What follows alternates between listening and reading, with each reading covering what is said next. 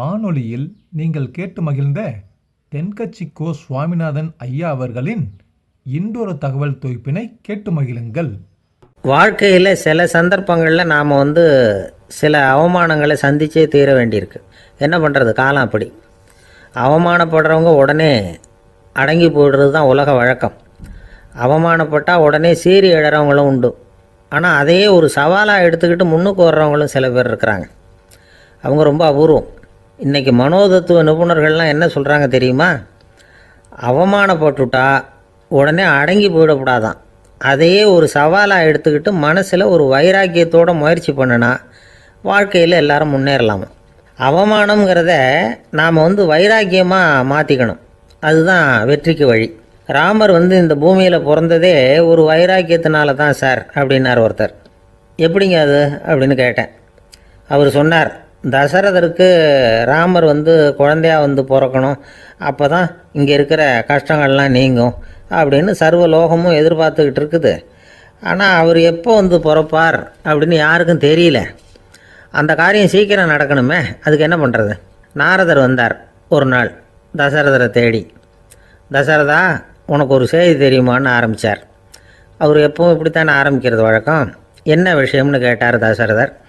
தசரதா, நீ அடிக்கடி உன்னோட தேரில் ஏறிக்கிட்டு தேவலோகத்துக்கு போகிற, அங்கே வர்ற எல்லாம் பண்ணிகிட்ருக்க, எல்லாம் சரி. தேவலோகத்துலேயும் உன்னை நல்லபடியாக தான் வரவேற்கிறாங்க. தேவேந்திரன் உன்னை பிரியமாக அழைச்சிட்டு போய் தன்னுடைய அரியாசனத்திலேயே தனக்கு பக்கத்திலேயே உட்கார வைக்கிறான். நீயும் சந்தோஷமாக உட்காந்து பேசிவிட்டு வந்துடுற. ஆனால் நீ இங்கே வந்ததுக்கு அப்புறம் அங்கே என்ன நடக்குது தெரியுமா உனக்கு அப்படின்னாரான் நாரதர். என்ன நடக்குது எனக்கு ஒன்றும் தெரியலையே அப்படின்னாரான் தசரதர். நாரதர்கிட்ட கிட்டத்தில் கேட்டிருக்கார், கொஞ்சம் சொல்லுங்கள் என்னது அப்படின்னு. அவர் நெருங்கி வந்தாரான் நாரதரும்.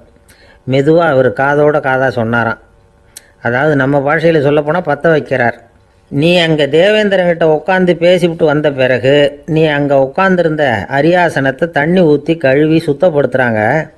நீ என்ன அந்த அளவுக்கு சுத்தம் இல்லாத ஆளா, தினம் குளிக்காமையாக இருக்கிற அப்படின்னாராம். தசரதருக்கு இது ரொம்ப அவமானமாக போயிட்டுது. அப்படியே செய்கிறாங்க அப்படின்னாராம். ஆமாம், நீ வேணும்னா நான் சொல்கிறது உண்மையாக இல்லையா அப்படின்னு சோதனை பண்ணி பார்த்துக்கோ அப்படின்னாரான் நாரதர். உடனே தசரதர் இதுக்காகவே புறப்பட்டு தேவலோகம் போனார். அங்கே வழக்கம் போலவே இவரை கூப்பிட்டு உட்கார வச்சு பேசிக்கிட்டு இருந்தான் தேவேந்திரன். கொஞ்ச நேரம் பேசிக்கிட்டு இருந்துட்டு சரி நான் கிளம்புறேன்னு புறப்பட்டார்.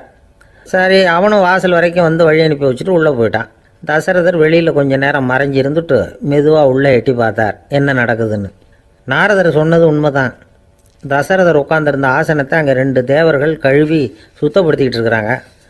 தசரதரால் இதை தாங்கிக்க முடியல. அவருக்கு ரொம்ப அவமானமாக போச்சு.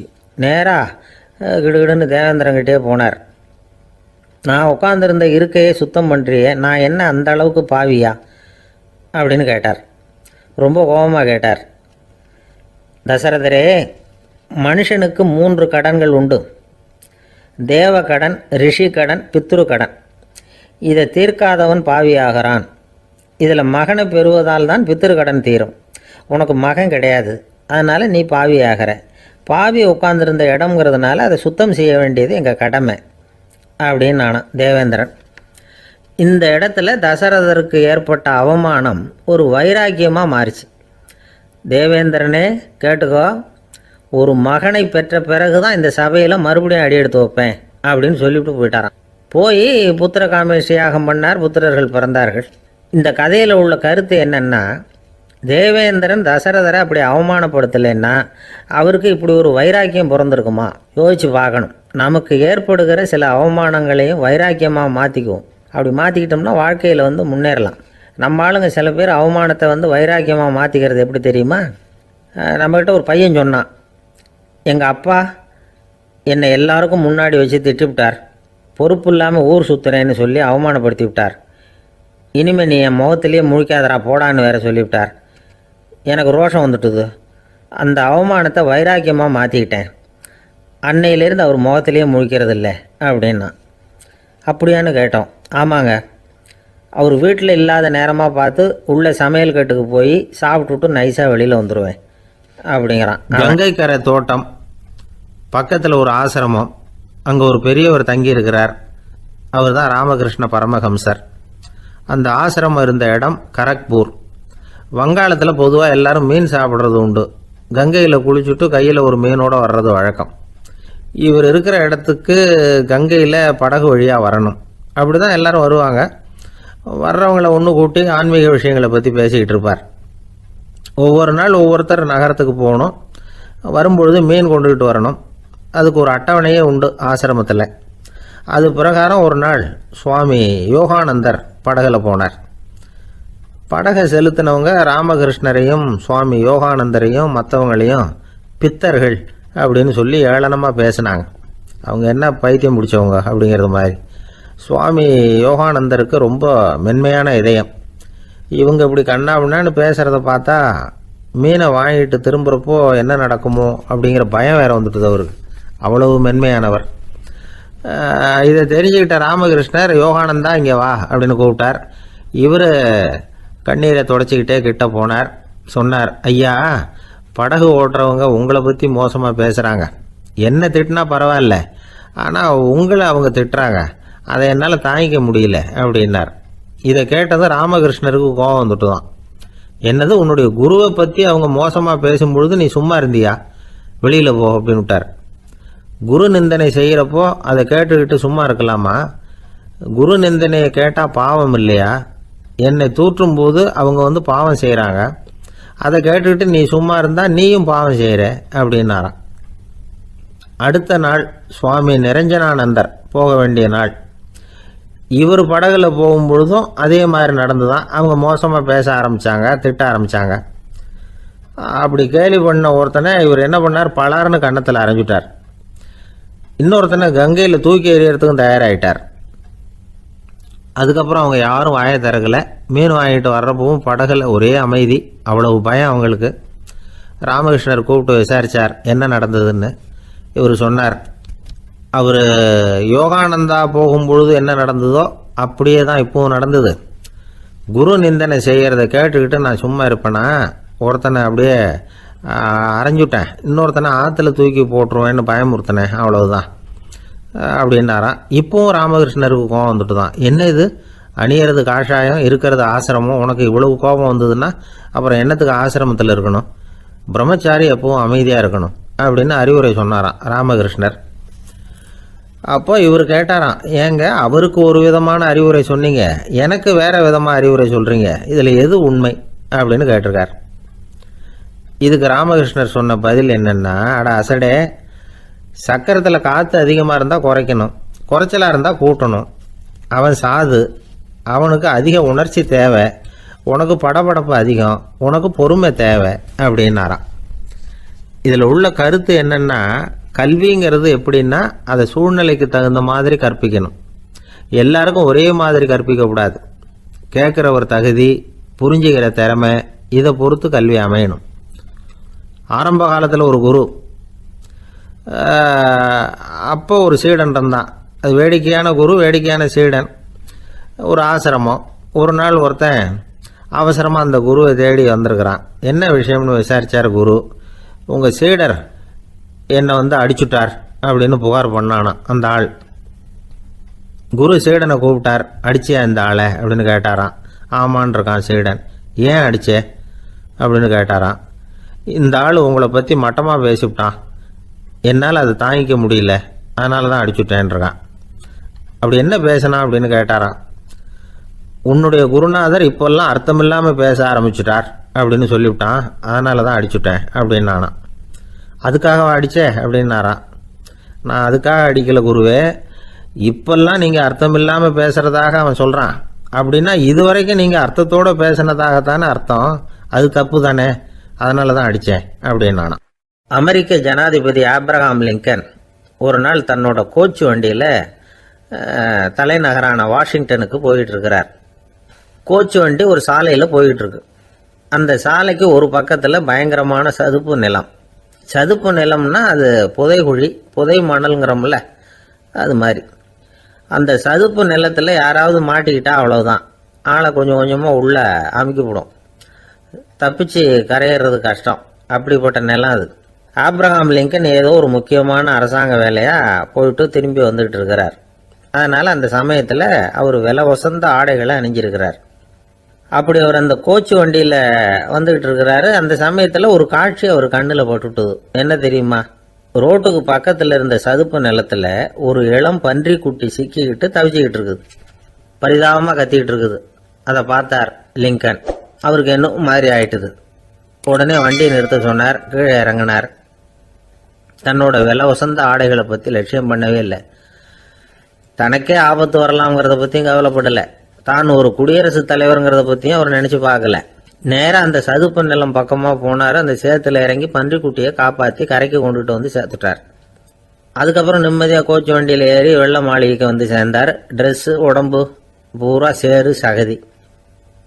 பார்க்குறவங்களுக்கெல்லாம் ஆச்சரியமாக போச்சு. அவங்களுக்கு ஒன்றும் புரியல.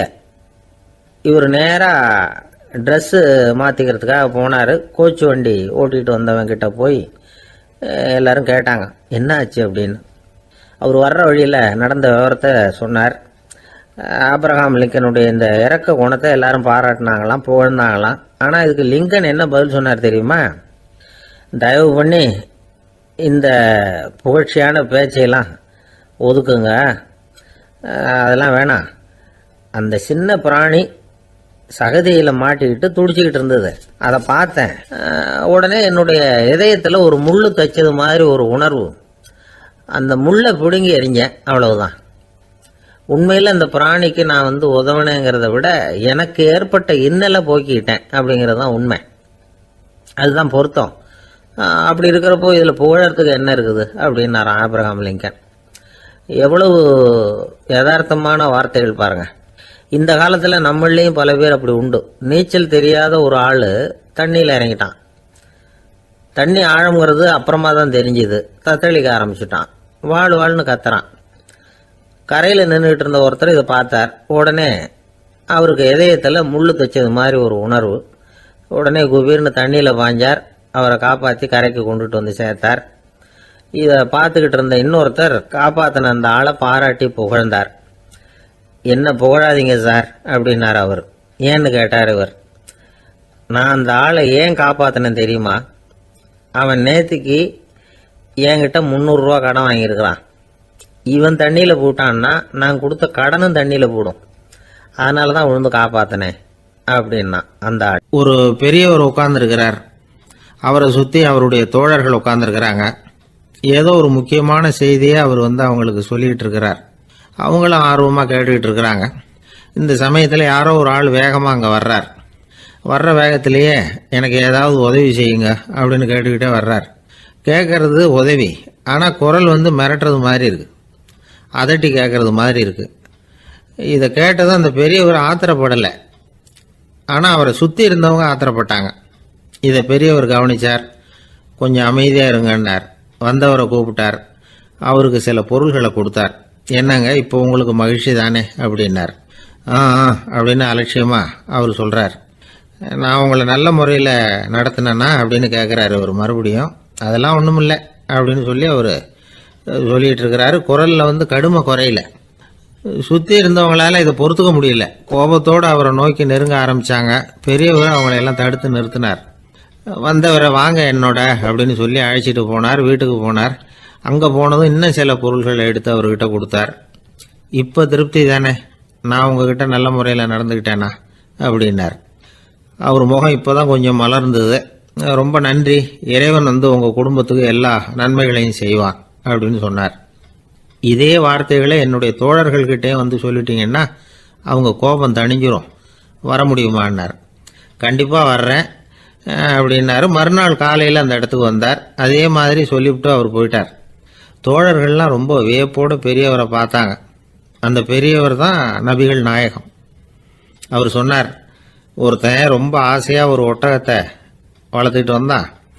ஒரு நாள் அந்த ஒட்டகம் கயத்தை அறுத்துக்கிட்டு ஓடி போயிட்டுது. அக்கம் பக்கத்தில் இருக்கிறவங்கெல்லாம் அந்த ஒட்டகத்தை பிடிக்கிறதுக்கு முயற்சி பண்ணாங்க. அதை துரத்திக்கிட்டு ஓடினாங்க. ஒட்டகம் தாறுமாறாக ஓட ஆரம்பிச்சுது. இந்த சமயத்தில் ஒட்டகத்தை வளர்த்தவன் அங்கே ஓடி வந்தான். நீங்கள் அதை ஒன்றும் செய்ய வேணாம், விட்டுருங்க. அதோட சுபாவம் எனக்கு நல்லா தெரியும். அதை சுலபமாக என்னோடய வழிக்கு கொண்டுட்டு வந்துட முடியும். நான் பார்த்துக்கிறேன், விட்டுருங்கோ அப்படின்னா. எல்லாரும் விலைக்கு போயிட்டாங்க. இவன் என்ன செஞ்சான் தெரியுமா? கொஞ்சம் புல்லை கையில் எடுத்துக்கிட்டு அந்த ஒட்டகத்தை நெருங்கினான். அவ்வளவுதான். அது ஓடி வந்து இவன் காலடியில் உட்காந்துக்கிட்டது.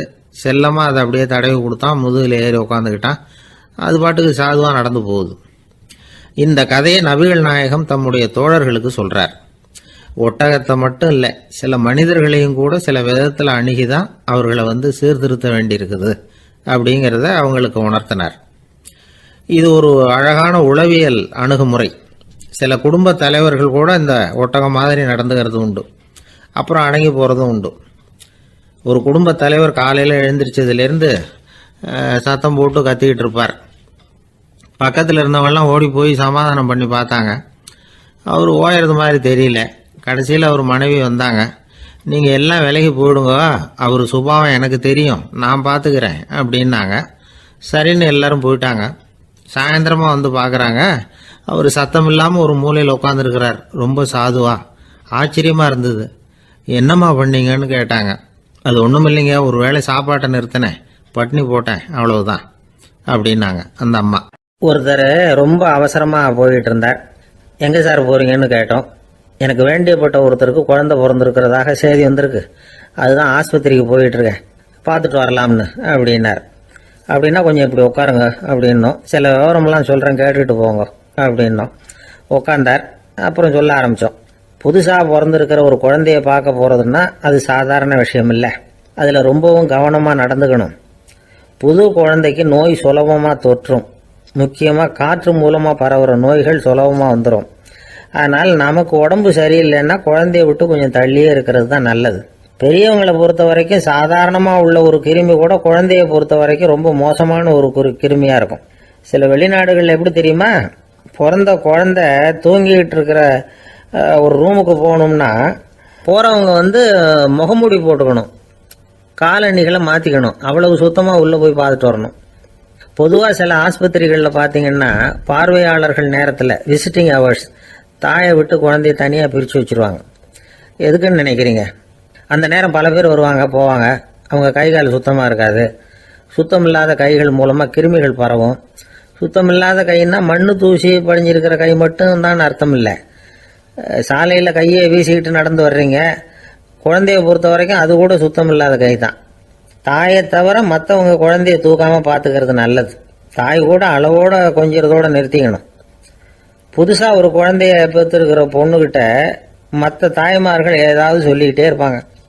குழந்தைய அப்படி வளர்க்கணும் இப்படி வளர்க்கணும் அப்படின்னு ஏதாவது அட்வைஸ் பண்ணிக்கிட்டே இருப்பாங்க. இப்படி ஓவராக அறிவுரை பண்ணுறது அந்த பொண்ணை வந்து குழப்பி விட்டுரும். அதனால் அப்படிலாம் பண்ணக்கூடாது. அந்த பெண்ணே ஏதாவது கேட்டால் கூட டாக்டர் சொல்ல வேண்டிய விவரங்களை எல்லாம் நாமே சொல்லிக்கிட்டு இருக்கக்கூடாது. புதுசாக பிறந்திருக்கிற குழந்தைய மட்டும்தான் இப்படி பார்க்கணும்னு இல்லை. ஒரு நோயாளி குழந்தைய பார்க்க போகிறதுனா கூட ரொம்ப எச்சரிக்கையாக தான் நடந்துக்கணும். ஒரு தின்பண்டமோ விளையாட்டு சாமானோ அந்த குழந்தைக்கு நாம் வாங்கிட்டு போகிறதா வச்சுக்குவோம். அதை நேராக கொண்டுகிட்டு போய் அந்த குழந்தைகிட்டே கொடுக்கக்கூடாது. அதோட அப்பா அம்மா கிட்ட ரகசியமாக கொடுக்கலாம். அவங்க முடிவு பண்ணட்டும் குழந்தைகிட்ட அதை கொடுக்கலாமா வேண்டாமாங்கிறத. அவங்களுக்கு தான் தெரியும் அதோட மனசும் உடம்பும். உங்கள் அக்கறையை காட்டுறதா நினச்சிக்கிட்டு குழந்தை வாயில் எதையும் கொண்டுட்டு போய் போடாதீங்க. போகிறப்போ உங்கள் வீட்டு குழந்தையும் அழைச்சிட்டு போகாதீங்க. இது நோயை வாங்கிட்டு வந்துடும், அல்லது புதுசாக ஒரு நோயை அதுக்கிட்ட கொடுத்துட்டு வந்துடும். என்னதான் உங்களுக்கு பழக்கமான குழந்தையா இருந்தால் கூட அதுக்கு விருப்பம் இல்லைன்னா பேசக்கூடாது. அங்கே போய் அவங்க பள்ளிக்கூடத்தை ஞாபகப்படுத்திகிட்டு இருக்கக்கூடாது. நோயில் இருக்கிறப்ப ஸ்கூலை பற்றி பேச அது விரும்பாது. ஆஸ்பத்திரியை விட்டு வெளியில் புறப்படுறப்போ குழந்தைகிட்ட சொல்லணும்னு அவசியம் இல்லை. அதோட அப்பா அம்மா கிட்ட சொல்லிவிட்டு புறப்பட்டா போதும், குழந்தை கோபிச்சிக்காது. சமூக சம்பிரதாயத்தை பற்றி அது கவலைப்படுறதில்லை. இப்படி எல்லா விவரமும் நம்ம எதிரில் உட்காந்துருந்தவங்க கிட்ட சொல்லி முடித்தோம். ரொம்ப நன்றி சார் அப்படின்னு சொல்லிவிட்டு அவர் புறப்பட்டார். குழந்தைங்க கொஞ்சம் வளர்கிற வரைக்கும் தான் நாம் எச்சரிக்கையாக இருக்கணும்னு இல்லை, வளர்ந்த பிறகு இன்னும் எச்சரிக்கையாக இருக்கணும். ஒரு பையன் பள்ளிக்கூடத்துலேருந்து திரும்பி வீட்டுக்கு வந்தான். முகம் பூரா நகத்தால் கீறி இருந்தது. அப்பா பார்த்து பயந்துட்டார். யாருடா உன்னை இப்படி பண்ணது அப்படின்னார். என் கூட படிக்கிற இன்னொரு பையன். நாளைக்கு உன் கூட பள்ளிக்கூடத்துக்கு வர்றேன், நீ எனக்கு அவனை அடையாளம் காட்ட முடியுமான்னார். அது ரொம்ப சுலபம் நான் பையன். எப்படின்னார் அப்பா. அவன் காதில் ஒன்று கையோடு எடுத்துகிட்டு வந்திருக்கிறேன், இதோ என் பையில தான் வச்சுருக்கேன் அப்படிங்கிறான் அந்த பையன். ஒருத்தர் இருக்கார், நல்ல உத்தியோகத்தில் தான் இருக்கிறார். ஆனால் எப்போ பார்த்தாலும் முகத்தை வெறுப்பாக வச்சுருப்பார். அப்படியே வருவார் போவார். ஏன் சார் இப்படி இருக்கிறீங்க அப்படின்னு விசாரித்தோம். ஏன்டா இந்த வேலைக்கு வந்தோம்னு இருக்கு சார் அப்படின்னார். உங்கள் வேலை உங்களுக்கு பிடிக்கலையா அப்படின்னு கேட்டோம். இல்லைன்னார். இப்படிப்பட்டவங்க வெற்றிகரமான வாழ்க்கை வாழ முடியாது. இது நிபுணர்கள் கருத்து. வேலையை நேசிக்க தெரிந்தவர்கள் வெற்றி பெறுவார்கள் அப்படிங்கிறாங்க அவங்க. எந்த துறையாக இருந்தாலும் சரி, அந்த துறையில் வெற்றிகரமாக இருக்கிறவங்கள விசாரித்து பாருங்கள். எனக்கு என்னுடைய வேலை ரொம்ப பிடிக்கும் அப்படின்னு சொல்கிறவங்களாக தான் இருப்பாங்க. அப்படி இருந்தால் தான் அது வெற்றிகரமாக இருக்க முடியுது அவங்களால. ஒருத்தனுக்கு பிடித்தமான பொழுதுபோக்கே அவனுடைய தொழிலாக இருந்துட்டுதுன்னா அவனை மாதிரி கொடுத்து வச்சவன் வேற யாரும் இல்லை அப்படிங்கிறார் பெர்னாட் ஷா. ஒரு தடவை மன்னர் ஹுமாயூன் உயிரை தண்ணீர் முண்டு ஊற்றுகிற தொழிலாளி ஒருத்தர் காப்பாற்றினாராம் அந்த ஹுமாயூன் உயிரை. உடனே மன்னர் கேட்டிருக்கார், உனக்கு என்ன வேணும்னாலும் கேளு தரேன், உயர் பதவி வேணுமா அப்படின்னு கேட்டாராம். மன்னா, மக்களின் தாகம் தீர்க்கக்கூடிய இந்த பணியை விட உயர்ந்தது உண்டா அப்படின்னாராம் அந்த தொழிலாளி. அவரால் அவருடைய வேலையை நேசிக்க முடிஞ்சுது, அதனால் மகிழ்ச்சியாக இருக்க முடிஞ்சுது. நாமெல்லாம் அப்படி இல்லை. வேலை கிடைக்கிற வரைக்கும் கிடைச்சா போதும் அப்படின்னு இருக்கோம். கிடைச்சதுக்கப்புறம் ஏன்டா இந்த வேலைக்கு வந்தோம்னு ரொம்பவும் அழுத்துக்குவோம். சரி, நாம் இருக்கிற இடத்துல நாம் வெற்றிகரமாக இருக்க வழி உண்டா அப்படின்னா உண்டுன்னு சொல்கிறாங்க. அதாவது மன இயல் நிபுணர்கள் இருக்கிறாங்க இல்லையா, அவங்க அதுக்கு முக்கியமாக 6 வழிகள் சொல்கிறாங்க. நீங்கள் ஒரு அலுவலகத்தில் வேலை பார்க்குறவரா அப்படின்னா இதை கேளுங்க. அதாவது உங்கள் மேலதிகாரி எதிர்பார்ப்புக்கு தகுந்த மாதிரி உங்கள் வேலை இருக்குதா? அப்படி இல்லைன்னா முதல்ல உங்கள் வேலையின் தரம் உயரணும். உங்களுக்கு மேலே கீழே வேலை பார்க்குற பணியாளர்கள்கிட்ட நல்ல விதமாக பழகுறீங்களா? அந்த உறவு முறையில் ஏதாவது குறை இருந்தால் அதை கண்டுபிடிச்சி சரி பண்ணுங்க. நம்பிக்கைக்கு உரியவர் அப்படின்னு நீங்கள் பேர் எடுக்கணும். நீங்கள் எடுக்கிற முடிவு நல்ல முடிவாக தான் இருக்கும் அப்படின்னு அடுத்தவங்க சொல்லணும். உங்கள் தோற்றத்துக்கு முக்கியத்துவம் கொடுங்க. இது மனம் உடல் ரெண்டும் சம்மந்தப்பட்டது. அதனால் மனசையும் ஆரோக்கியமாக வச்சுருக்கணும், உடம்பையும் ஆரோக்கியமாக வச்சுருக்கணும். உங்களுடைய நிர்வாகம் செயல்படுற விதத்தை நல்லா புரிஞ்சு வச்சுக்கணும். உங்களுடைய நிர்வாகம் இப்போ ஒரு காரியம் செய்யுதுன்னு வச்சுங்க, ஏன் அப்படி செய்யுது, எதுக்காக அப்படி செய்யுது, அதனுடைய குறிக்கோள் என்ன, அது நீடிக்கிறதுக்கு காரணம் என்ன, இதையெல்லாம் தெரிஞ்சுக்கணும். சிரிப்புக்கு வஞ்சகம் பண்ணக்கூடாது. நல்லா சிரிக்கணும், அப்போ தான் அது திரும்ப கிடைக்கும். கடந்த கால தோல்வியை பற்றி கவலைப்படக்கூடாது. முதலாளி விருப்பம் தெரிஞ்சு நடந்துக்கிறது நல்லது தான். அதுக்காக காக்கா பிடிக்கணுங்கிற அவசியம் இல்லை. உங்களுக்கு ஒரு பொறுப்பான வேலை கிடைக்குது, உடனே சத்தம் குழப்பம் அப்படின்னு சூழ்நிலையை இறுக்கமாக ஆக்கிடக்கூடாது. எந்த சூழலையும் இயல்பாக கையாளக்கூடியவர் அப்படிங்கிறத காட்டணும். இதெல்லாம் உங்கள் துறையில் நீங்கள் வெற்றி பெற நிபுணர்கள் சொல்கிற யோசனைகள். இவ்வளவு விவரமும் சொல்லிவிட்டு ஒருத்தரை பார்த்து கேட்டோம், இப்போ சொல்லுங்க, நீங்கள் செய்கிற வேலை உங்களுக்கு பிடிச்சிருக்குதா அப்படின்னா. ரொம்ப ரொம்ப பிடிச்சிருக்குது அப்படின்னார். சரி, என்ன செஞ்சிட்டு இருக்கிறீங்க அப்படின்னு கேட்டோம். சும்மா தான் இருக்கிறேன் அப்படின்னார் அவர். ஒரு இலக்கிய கூட்டம் ஏற்பாடு பண்ணியிருக்கிறோம், நீங்கள் அவசியம் அதில் பேசணும் அப்படின்னு கேட்டுக்கிட்டார் ஒருத்தர். வேணாங்க, 4 பேருக்கு முன்னாடி நிற்கிறதுனா எனக்கு ரொம்ப கூச்சமாக இருக்கும் அப்படின்னாரு இவர். ஏன் சார் இன்னமும் குழந்த மாதிரி கூச்சப்படுறீங்களே அப்படின்னார் அவர். அவரை ஒரு மாதிரியாக சமாளித்து அனுப்பி வச்சுட்டு அதுக்கப்புறம் அதை பற்றி இவர் யோசித்து பார்த்துருக்கார். சில நிபுணர்கள் எழுதியிருக்கிறத படித்தும் பார்த்துருக்கிறார். மனோதத்துவ நிபுணர்கள் என்ன சொல்கிறாங்க தெரியுமா? 10லேருந்து 20% குழந்தைகள் பிறக்கிறப்பவே கூச்ச சுபாவம் கொண்டதாக தான் இருக்குதான். ஒரு தாத்தா தன்னோட பேர பிள்ளைய ஆசையாக கூப்பிடுறார் விளையாட்டு காட்ட, அதை அழுதுகிட்டு ஓடி போகுது. ஒரு அம்மா தன்னோட பிள்ளைய பள்ளிக்கூடத்தில் சேர்க்கறதுக்காக கூப்பிட்டுக்கிட்டு போகிறாங்க. அந்த புள்ள அம்மாவோட முந்தானையில் ஒளிஞ்சிக்கிட்டு வெளியில் வரமாட்டேங்குது. இவங்களெல்லாம் எப்படி சமாளிக்கிறது? குழந்தைகளோட கூச்ச சுபாவத்தை போக்குறது எப்படி? இதுக்கு நிபுணர்கள் சில யோசனைகளை சொல்லியிருக்கிறாங்க. மற்றவங்களுக்கு முன்னாடி என் பையனுக்கு கூச்சம் ரொம்ப அதிகம் சார், மற்றவங்க பார்த்தா ரொம்ப வெக்கப்படுறான், இப்படி சொல்கிற அப்பாக்கள் உண்டு. என் பையன் புது மனுஷால பார்த்தா அட்டையாக ஒட்டிக்குவான் சார் அப்படின்னு சொல்கிற அப்பாக்களும் உண்டு. இப்படிலாம் குழந்தைகளுக்கு முத்திரை குத்துறது ரொம்ப தப்பான். புதுசாக யாராவது வீட்டுக்கு வந்தால் குழந்தை தானாக தன்னோட கூச்சத்தையும் பயத்தையும் போக்கிக்கிட்டு சகஜமாக மாறி வர்றதுக்கு வாய்ப்பு கொடுக்கணுமா. ஒரு கூட்டத்துக்கோ அல்லது சொந்தக்காரங்க கல்யாணத்துக்கோ குழந்தைய அழைச்சிட்டு போகிறீங்க, அங்கே போய் கட்டாயப்படுத்தி குழந்தைய மற்றவங்க கிட்ட பேச சொல்லக்கூடாது. சில சமயம் குழந்தை தானாக தன்னுடைய கூச்ச சுபாவத்தை விட்டு பேசுறதுக்கு முன் வந்தால் அதை பாராட்டணும். குழந்தை கலகலப்பு இல்லாமல் மௌனமாக இருந்ததுன்னா அதையும் கண்டுக்கக்கூடாது. குழந்தை பேச ஆரம்பித்தா அதை ஆர்வத்தோடு கவனிக்க தெரியணும். கலந்து உரையாடுற பழக்கத்தை வீட்டிலேயே ஆரம்பிக்கலாம். கேட்டதுக்கு பதில் சொல் அப்படின்னு நீங்கள் அதிகாரம் பண்ணிகிட்டு இருக்கக்கூடாது. அது குழந்தைக்கு பேசுகிற சந்தர்ப்பத்தை குறைச்சிருமா. இப்போ நாம் அதிகாரம் பண்ணால் கேலி செய்கிற பழக்கம் குழந்தைகளை ரொம்ப பாதிச்சிருமா. பெரியவங்களானதுக்கு அப்புறமும் சில பேர் கூச்சத்தோடவும் பயத்தோடவும் இருக்கிறதுக்கு இதுதான் காரணம். சின்ன வயசில் அவங்கெல்லாம் ஏதாவது கேலிக்கு ஆளாகி இருப்பாங்க. ரெண்டாவது குழந்தை மூத்த குழந்தைய கேலிக்கு ஆளாகிற சந்தர்ப்பங்களை கண்டு கேலி பண்ணினா அது இளம் நெஞ்சங்களை விட்டு நீங்கிறதே இல்லையா. எப்பவும் குழந்தையோட நடை உடை பாவனைகளை பற்றி சொல்லிக்கிட்டே இருக்கக்கூடாதான். அதுவே கூச்ச சுபாவத்தை கொண்டுட்டு வந்துடுமா. அப்பா எங்கேன்னு யாராவது கேட்டால் இது மாதிரி இன்ன காரியத்துக்காக வெளியில் போயிருக்கார், இத்தனை மணிக்கு திரும்பி வருவார் அப்படின்னு சொல்கிற அளவுக்கு குழந்தைகளை பழக்கப்படுத்தி வைக்கணும். ஃபோன்லேயே யாராவது விசாரித்தா கூட இது மாதிரி பதில் சொல்லு அப்படின்னு சொல்லணும். சின்ன சின்ன மீட்டிங்கில் 4 வார்த்தை பேச தயார் பண்ணலாம்.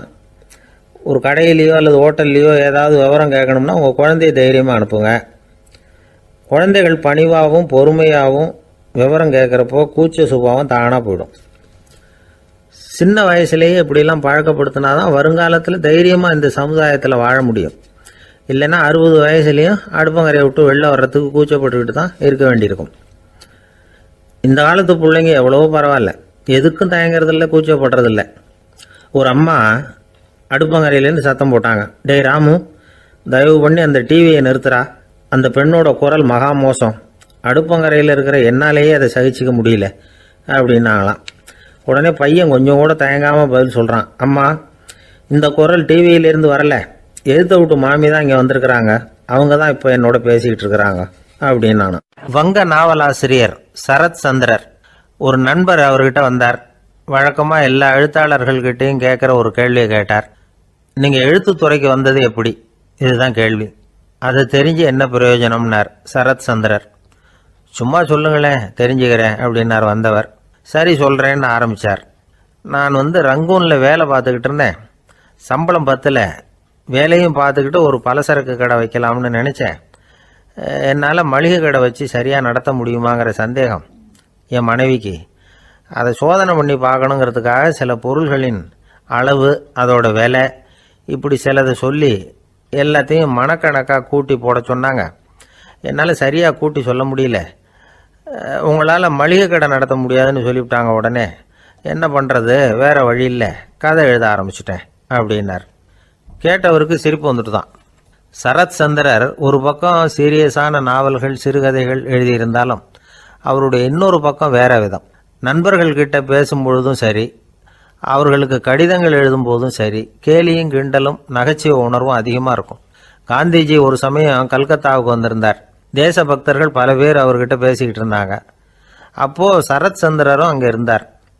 கிரண் சங்கர் ராய் அப்படிங்கிறவரும் அங்கே இருந்தார். அவர் சொன்னாராம், காந்திஜியோட பழகிய முதல் வங்காளி நான் தான். போயர் யுத்த காலத்தில் இவர் லண்டனுக்கு வந்திருந்தப்போ என்கிட்ட தான் வங்காள மொழி கற்றுக்கிட்டார் அப்படின்னாராம். உடனே சரத் சந்திரர் காந்திஜியை பார்த்து, இவர் உங்களுக்கு வங்காள மொழி கற்றுக் கொடுத்தது உண்மைதானா அப்படின்னாராம். ஆமான்னாராம் காந்தி. அதனால தான் உங்களால் வங்காள மொழி கற்றுக்க முடியல அப்படின்னாராம். எல்லாரும் சிரிச்சாங்களாம். சரத் சந்திரர் சாம்தாபேர் அப்படிங்கிற கிராமத்தில் தங்கியிருந்தார் ஒரு இலக்கிய நிகழ்ச்சியில் கலந்துக்கிறதுக்காக. அதுக்காக ஒரு கல்கத்தாவுக்கு போக வேண்டிய சூழ்நிலை. அதுக்காக புறப்பட்டார். அந்த சமயத்தில் பின்னாடி இருந்து யாரோ அவரை கூப்பிட்டாங்க. இப்படி கூப்பிட்டவரை பார்த்து இன்னொருத்தர் யாரோ அதட்டி இருக்கிறாங்க. போகிறவரை ஏன் இப்படி கூப்பிடுறீங்க அப்படின்னு. ஏன் கூப்பிட்டா என்னன்னு கேட்டிருக்கார் சரத் சந்திரர். புறப்படுறவங்கள பின்னாடி இருந்து கூப்பிடுறது அபசகுனம், போகிற இடத்துல ஏதாவது ஆபத்து வரலாம் அப்படின்னு அதுக்கு விளக்கம் கொடுத்துருக்கிறார் அவர். உடனே சரத் சந்திரர் சொன்னாராம், இதோ இவங்க என்னை இலக்கிய கூட்டத்துக்கு அழைச்சிட்டு போகிறாங்களே, இதை விட வேற என்ன ஆபத்து வந்துட போகுது அப்படின்னாராம். இப்படி சரத் சந்திரருக்கு இயல்பாகவே நகைச்சுவை உணர்வு உண்டு. அவருடைய நண்பர் ஒருத்தர் வீட்டுக்கு கூப்பிட்டுருந்தார். அங்கே ஒரு கச்சேரிக்கு ஏற்பாடு பண்ணியிருந்தாங்க. சரத் சந்திரருக்கு இயல்பாகவே கச்சேரியில் நீண்ட ஆலோசனையெல்லாம் கேட்கறதுக்கு பொறுமை இருக்காது.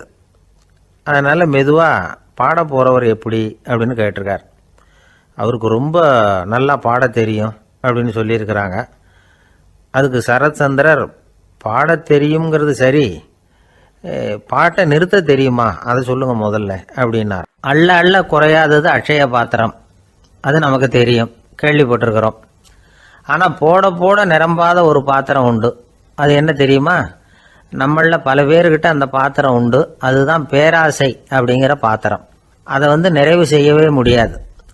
பேராசையை பற்றி சுஃபி இலக்கியத்தில் ஒரு பிரபலமான கதை உண்டாம். அதை ஒரு பெரியவர் எடுத்து சொல்லியிருக்கிறார். ஒரு மன்னர் நகர்வலம் போயிட்டு இருக்கார். ஒரு பிச்சைக்காரன் மன்னர் எதிரில் வரான். பிச்சை போடுங்கிறான். என்னுடைய அமைதியை கெடுக்காதே போங்கிறார் மன்னர். அவன் சிரிக்கிறான். அரசே, உங்களுடைய அமைதி கெடக்கூடிய நிலையில் இருந்தால் அதுக்கு பேர் அமைதியே கிடையாது அப்படின்னு நானா. எதிரில் நிற்கிறது வெறும் பிச்சைக்காரன் இல்லை, யோகி அப்படிங்கிறத மன்னர் புரிஞ்சுக்கிட்டார். துறவியே, உங்களுக்கு என்ன வேணும்னாலும் கேளுங்க, கொடுக்குறேன்னாராம். அந்த துறவி மறுபடியும் சிரிக்கிறார். அரசே, உங்களால் முடியாததையெல்லாம் கொடுக்க முடியும்னு சத்தியம் செய்யாதீங்க அப்படின்னார். மன்னருக்கு கோபம் வந்துட்டுது. என்ன இவர் இப்படி சொல்கிறாரு அப்படின்னு நினைச்சார். நகர்வலத்தை பாதியிலேயே நிறுத்தினார். வாங்க அரண்மனைக்குன்னார். துறவியை அழைச்சிக்கிட்டு அரண்மனைக்கு வந்துட்டார். துறவி தன்கிட்ட இருந்த பிச்சை பாத்திரத்தை நீட்டினார். இது நிறைய எனக்கு பொற்காசுகள் வேணும் அப்படின்னாராம். அவ்வளவுதானா, இது ஒரு பெரிய காரியமா அப்படின்னு கையை தட்டினாராம் மன்னர். ஒரு பெரிய தாம்பாளம் நிறைய பொற்காசுகள் சேர்ந்தது. அதை அள்ளி போட்டார். போட போட அந்த பிச்சை பாத்திரம் நிரம்பவே இல்லை. பொற்காசுகள் போட போட அவ்வளவையும் உள்ளே வாங்கிக்கிட்டே இருக்குது. அரசாங்க கஜானாவே காலி ஆகிட்டுது. மூட்டை மூட்டையாக பொற்காசுகளை கொட்டி பார்த்துட்டாங்க. அது முழுங்கிக்கிட்டே இருக்குது. கடைசி வரைக்கும் அந்த பிச்சை பாத்திரம் நிரம்பவே இல்லை. அரசர்கிட்ட இருந்த கர்வம் போயிட்டுது. அப்படியே பொத்துன்னு துறவி காலில் விழுந்தார். அப்போ அந்த துறவி சொன்னாராம், மன்னா, இந்த பிச்சை பாத்திரத்தை உங்களால் மட்டும் இல்லை, வேற யாராலையும் நிரப்ப முடியாது. அதுக்கு என்ன காரணம்னா, இது சாதாரண பிச்சை பாத்திரம் இல்லை, பேராசைகளோடு வாழ்ந்து செத்துப்போன ஒரு மனிதனின் மண்டை ஓடுது அப்படின்னாராம். பாருங்க, இதுதான் அந்த சுஃபி இலக்கிய கதை. செத்த பிறகும் நிறைவு இல்லைன்னா அது எப்பேற்பட்ட பேராசையாக இருக்கும்னு யோசிச்சு பார்த்துங்க. நம்மால் ஒருத்தர் கல்யாணம் பண்ணிக்க பொண்ணு பார்த்துக்கிட்டு இருந்தார். அழகு, அறிவு, படிப்பு எதுவும் தேவையில்லை, பணம் மட்டும் இருந்தால் போதும் அப்படின்னு பார்க்குறவங்க கிட்டெல்லாம் சொல்லி வச்சார். ரொம்ப நாளைக்கு அப்புறம் ஒரு பணக்காரர் கிடைச்சார். அவர் சொன்னார், இதை பாருங்க, எனக்கு 20 வயசில் ஒரு மகள், அவளை நீங்கள் கல்யாணம் பண்ணிக்கிட்டா 2 லட்சம் பணம் கொடுப்பேன். 25 வயசில் ஒரு பொண்ணு, அவளை கல்யாணம் பண்ணிக்கிட்டா 2.5 லட்சம் தருவேன். 30 வயசில் ஒரு பொண்ணு இருக்கா, அவளை கல்யாணம் பண்ணிக்கிட்டா 3 லட்சம் தருவேன். என்ன சொல்கிற அப்படின்னாராம். இவன் கொஞ்ச நேரம் யோசிச்சு பார்த்துருக்கான். அதுக்கப்புறம் மெதுவாக அவரை நிமிர்ந்து பார்த்து, ஏன் சார், உங்ககிட்ட 50 வயசில் ஏதாவது பொண்ணு இருக்கா அப்படின்னு கேட்டானா. ஐயா, உங்கள் பேரை தொடர்ந்து தினம் கேட்டுக்கிட்டு இருக்கிறேன் அப்படின்னார் ஒருத்தர். தொடர்ந்து கேட்குறீங்களே, உங்களுக்கு காது வலிக்கலையா அப்படின்னு கேட்டோம். பேசுகிற உங்களுக்கே வாய் வலிக்கல அப்படிங்கிறப்போ கேட்குற எங்களுக்கு எப்படி காது வலிக்கும் அப்படின்னார். நம்ம உடம்புல ஒரு அதிசயம் என்ன தெரியுமா? ரொம்ப நேரம் நாம் நடக்கிறோம்னு வச்சுக்கோங்க, கால் வலிக்கும். ரொம்ப நேரம் வேலை செஞ்சால் கை வலிக்கும், உடம்பு வலிக்கும். ரொம்ப நேரம் பார்த்துக்கிட்டே இருந்தால் கண்ணு வலிக்கும். ரொம்ப நேரம் பேசிக்கிட்டே இருந்தால் வாய் கூட வலிக்கும். ஆனால் ரொம்ப நேரம் கேட்டுக்கிட்டே இருக்கிறதுனால காது வலிக்கிறது இல்லை. அதனால் கேட்கறதுக்கு முக்கியத்துவம் கொடுத்தாங்க நம்ம பெரியவங்க. திருவள்ளுவர் தேவையில்லாமல் வார்த்தைகளை உபயோகப்படுத்த மாட்டார். ஒரு திருக்குறள்னு எடுத்துக்கிட்டாவே அதில் மொத்தம் 7 வார்த்தைகள், அவ்வளவுதான்.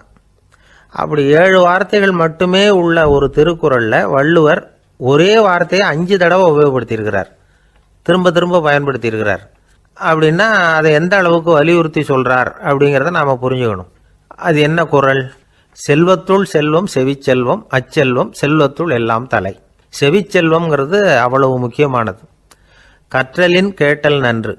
அதிகம் கேட்கணுங்கிறதுக்காகத்தான் எவ்வளவு கேட்டாலும் காது வலிக்கிறது இல்லை. குறைச்சலாக பேசணும், அதிகமாக கேட்கணும்.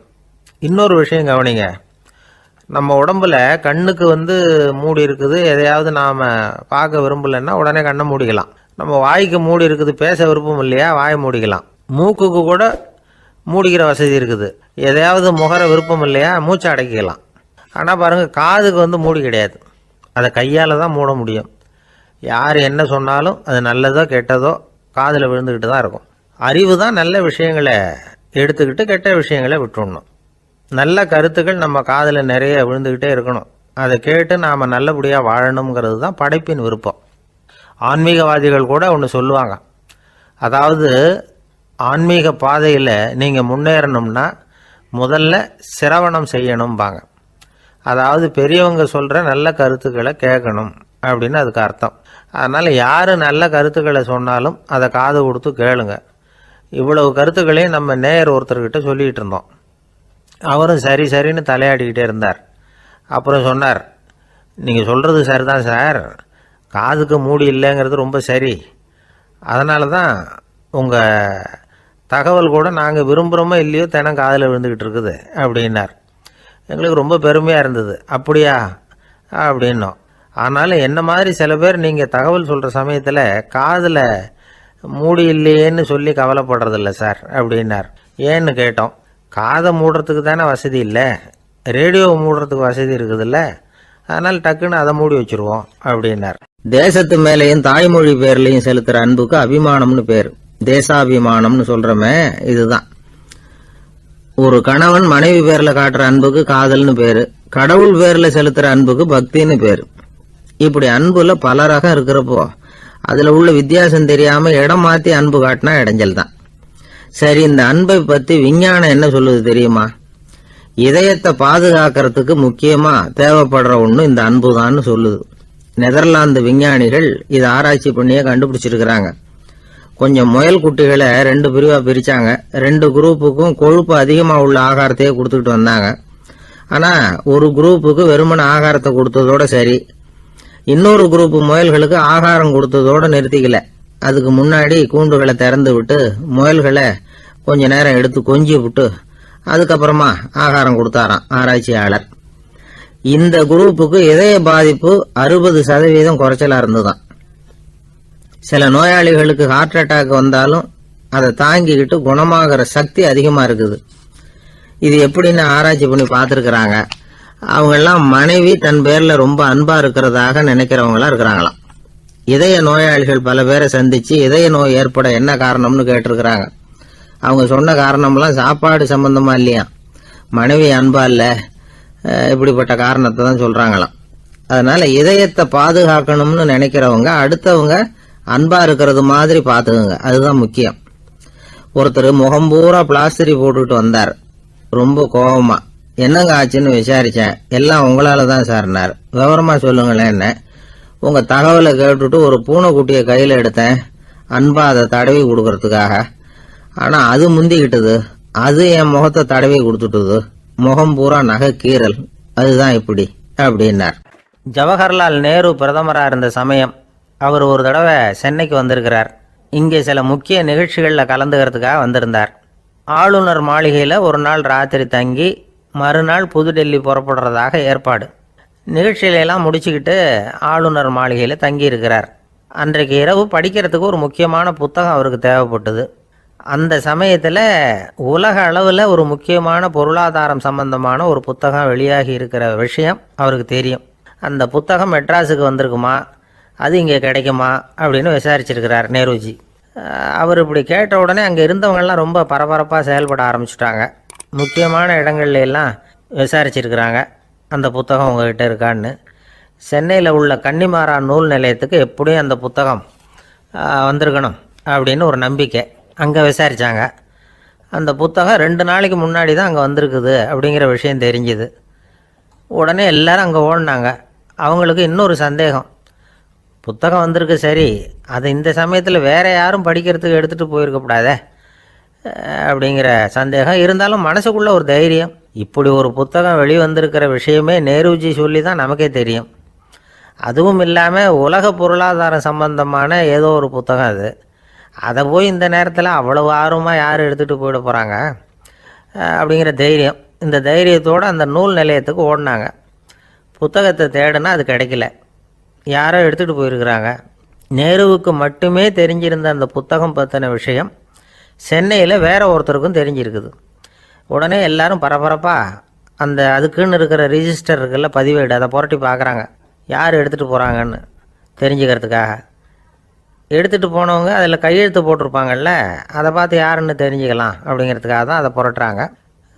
அதோ அந்த புத்தகத்தோட பேர் பக்கத்தில் அதை எடுத்துக்கிட்டு போனவங்க கையெழுத்து உத்து பார்க்குறாங்க எல்லாரும். அதில் போட்டிருக்குது பேர் CN அண்ணாதுரை அப்படின்னு எழுதியிருந்தது. அவர் தான் பேரறிஞர் அண்ணா. நேரு படிக்க விரும்பின ஒரு புத்தகத்தை அதே நேரம் படிக்க விரும்பின இன்னொரு தலைவர் இவர். படிக்கிறதுல அவருக்கு இருந்த ஆர்வத்தை நாம் தெரிஞ்சுக்கணும்னா அதுக்கு எவ்வளவோ சம்பவங்கள் இருக்குது. கடைசி காலத்தில் அவர் அடையாறு மருத்துவமனையில் படுத்திருக்கிறார். அவருக்கு ஒரு முக்கியமான அறுவை சிகிச்சை செய்ய வேண்டியிருக்குது அவசரமாக. அமெரிக்காவிலேருந்து டாக்டர் மில்லர் வந்திருக்கிறார். அவர்கிட்ட கேட்குறார், டாக்டர் நாளைக்கே அறுவை சிகிச்சை செய்ய போகிறீங்களா அப்படின்னு. ஆமாங்கிறார் டாக்டர் மில்லர். நாளைக்கு மறுநாள் செஞ்சுக்கிறேனே அப்படின்னாரான் அண்ணா. ஏன் ஏதாவது நாள் பார்க்குறீங்களான்னு கேட்டிருக்கார். இல்லை, ஒரு புத்தகத்தை படிச்சுக்கிட்டு இருக்கிறேன், அதை நாளைக்குள்ளே முடிச்சிருவேன், அதுக்கப்புறம் நான் இறந்தாலும் கவலை இல்லை அப்படின்னாரான் இவர். அவர் தான் அறிஞர் அண்ணா. சங்ககால நூல்கள்லேருந்து சமீபத்தில் வந்த நூல்கள் வரைக்கும் எல்லாம் அவர் படிச்சிருக்கிறார். ஒரு திருமண விழாவில் அவர் பேசும்பொழுது சொன்ன விஷயம் இது. சங்க காலத்தில் காதலியை மணக்க விரும்புகிறவனுக்கு அவனுடைய தந்தை வீர சோதனைகள்லாம் வைப்பார். போய் புலிப்பல்லு கொண்டுக்கிட்டு வா, அப்போ தான் என் பொண்ணை கொடுப்பேன் அப்படின்னு சொல்லுவார். காதலன் உடனே காட்டுக்கு போவான், ஒரு புலியை கொன்று அதனுடைய பல்லை கொண்டுக்கிட்டு வருவான். அதை வீர பதக்கத்தில் பதிச்சு அவனுக்கு மாமனார் சூட்டுவார் கல்யாண சமயத்தில். இப்போலாம் காதலன் கிட்ட அப்படி சொல்ல முடியாது. இப்போலாம் காதலன் கிட்ட காட்டுக்கு போய் புலிப்பல் கொண்டுக்கிட்டு வான்னு யாராவது சொன்னால் புலி தான் மாப்பிள்ளையாக வந்து சேரும் அப்படின்னார்.